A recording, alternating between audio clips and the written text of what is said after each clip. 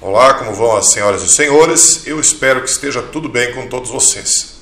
Eu tenho repetido reiteradamente aqui no canal, e nós sempre vamos aqui direto ao assunto, sem enrolação, que a ciência tem se multiplicado de uma maneira extraordinária e que ela tem progredido de uma maneira geométrica, ou seja, de uma forma cada vez mais rápida. Tudo aquilo que anteriormente levava 10 anos, agora demora poucos meses, daqui a pouco poucas horas, e quando se vê será instantâneo uma nova progressão científica. Nós vamos falar hoje de algo que vai mudar totalmente a face da Terra no que diz respeito à questão do tempo do corpo humano. Uma tecnologia de sequenciamento rápido de DNA que quebrou o recorde de velocidade para a leitura de genomas inteiros, ou seja, a leitura do genoma de um corpo humano completa.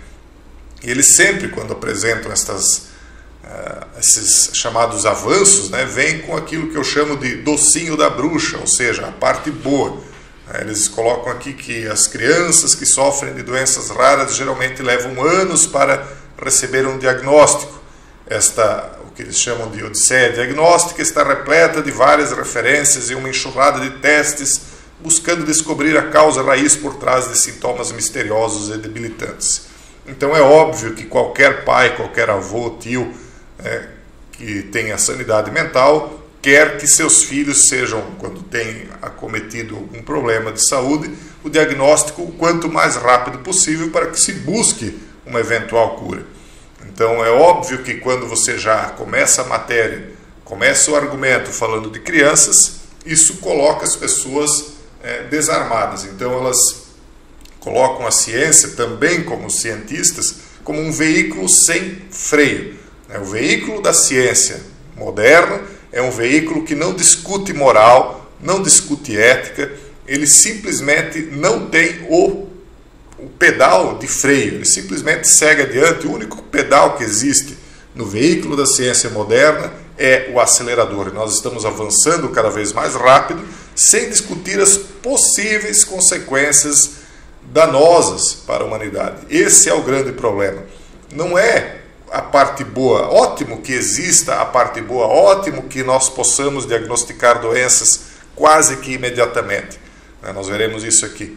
Mas o problema é as consequências disso. Nós sempre colocamos aqui os dois lados. Nós não somos otimistas e nem pessimistas. Nós entendemos que a ciência é um instrumento neutro e que depende da maneira como o ser humano conhece a ciência, toma conhecimento do bem e do mal, aí depende para qual lado é que ele vai pender. Então eles continuam dizendo o seguinte: um novo recorde de velocidade no sequenciamento de DNA pode em breve ajudar as famílias a encontrar respostas mais rapidamente para perguntas difíceis e que alteram a vida. Em apenas 7 horas e 18 minutos, uma equipe de pesquisadores da Stanford Medicine passou da coleta de uma amostra de sangue para o diagnóstico da doença.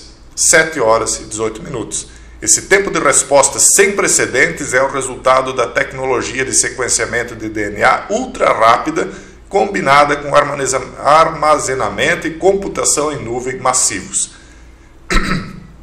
Desculpe. Esse método aprimorado de diagnóstico de doenças permite que os pesquisadores descubram fontes de doenças genéticas anteriormente não documentadas, lançando uma nova luz sobre os 6 bilhões de letras no genoma humano. Ou seja, coloca-se todos os genomas em uma nuvem, todos aqueles que já foram sequenciados. Quando você sequencia um genoma novo, ele vai buscar nos outros genomas aquilo que do seu genoma é possivelmente uma anomalia e que possa estar causando aquele problema em específico. Isso tudo em 7 horas e 18 minutos. Isso é um recorde muito grande.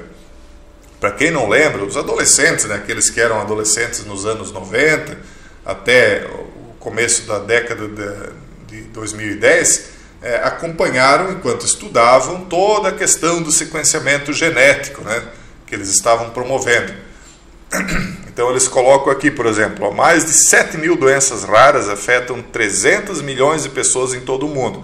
Ou seja, são doenças que não se há um interesse muito central dos laboratórios em pesquisar, porque afeta um número muito pequeno de pessoas.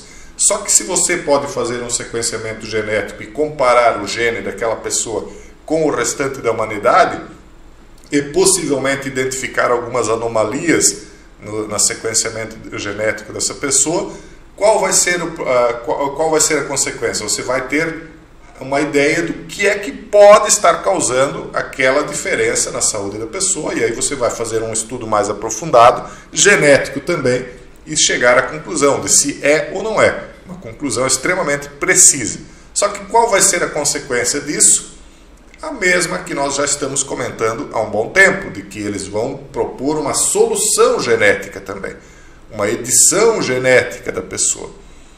E aí você vai dizer, mas se for para curar uma doença, tudo bem. Enquanto esta edição genética não alterar a natureza do DNA humano, ou seja, manter o DNA humano original, tudo bem. Só que quem é que acredita que esta ciência, que não tem freio e só acelerador, vai parar por aí e não vai, nesse processo de cura genética, vamos chamar assim, não vai propor uma alteração do DNA humano de uma maneira a aprimorá-lo, a torná-lo no humano plus, no H+, no homem 2.0, no transhumano. Tudo está levando para isso. Esse sequenciamento genético rápido é apenas mais um passo nesse sentido.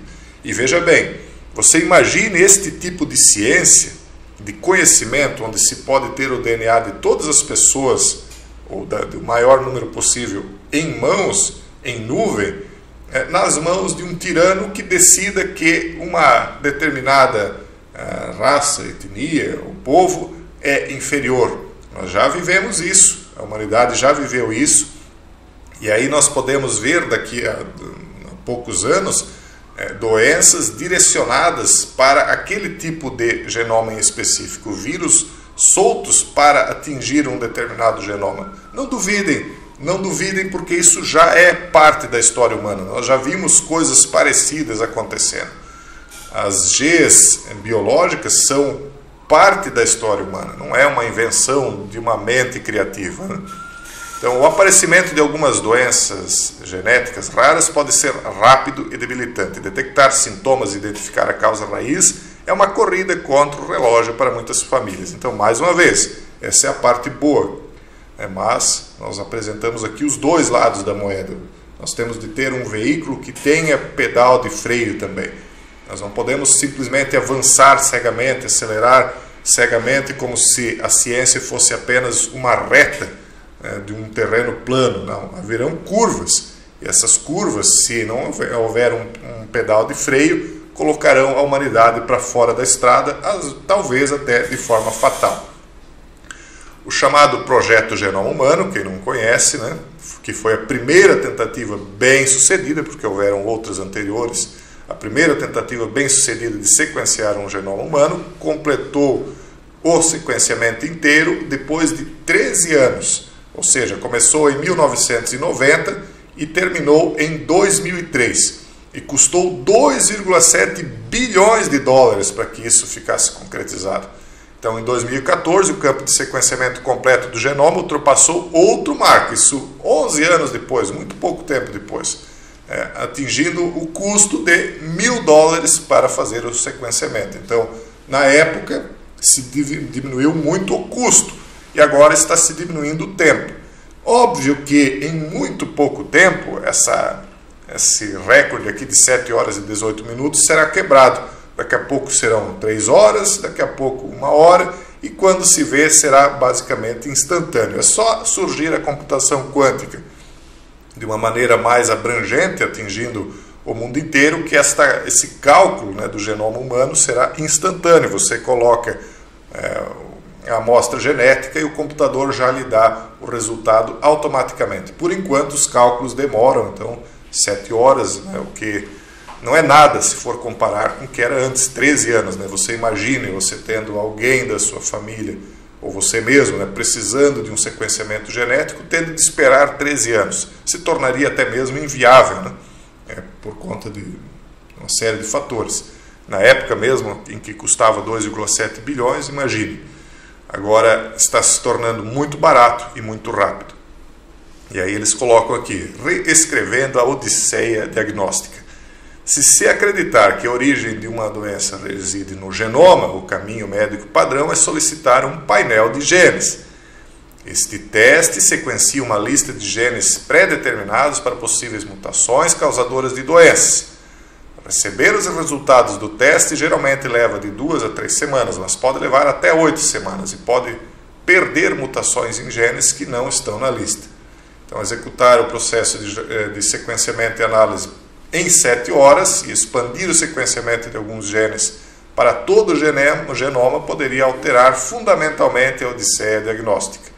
O sequenciamento ultra rápido de DNA já fez a diferença na vida de 2 crianças. Então, eles já apresentam um caso prático, mais ou menos como o exemplo que eu sempre cito, daquele chinês que disse que teria, um cientista chinês que disse que teria sequenciado o DNA de 2 crianças e modificado geneticamente o DNA delas, tornando as 2 gêmeas meninas, né, imunes ao vírus do HIV.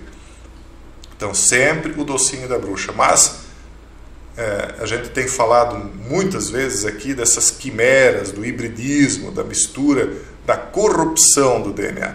Nós estamos nas fases iniciais da nova corrupção do DNA, não só humano, mas do DNA das plantas, do DNA dos animais. É óbvio que nós já temos ciência, né?